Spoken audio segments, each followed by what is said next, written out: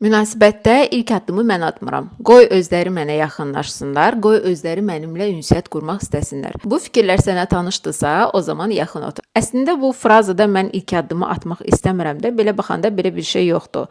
Ancaq mən praktikamda da görürəm ki, dərinə gedəndə məlum olur ki, əslində mən öz həssaslığımdan üzləşmək istəmirəm. Mən başqasına ehtiyacım varmış kimi görsənmək istəmirəm. Əgər mən oturub gözləsəm, mənimlə ünsiyyət qurmaq istəsinlər, o zaman mən ehtiyacı olan insan olmuram. Ona görə də həssas tərəfimdən üzləşmirəm.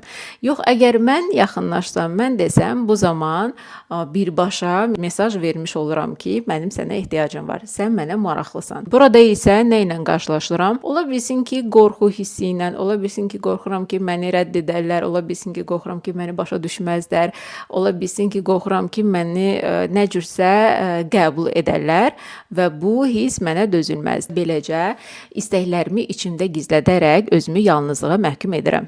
Məsələ burasındadır ki, münasibət qurmaq, münasibətə girmək hər zaman risk. Əgər risk etməsən, münasibətə girməsən, o zaman sən öz tələbatlarını təmin etmə məsuliyyətini öz üzərinə götürmürsən.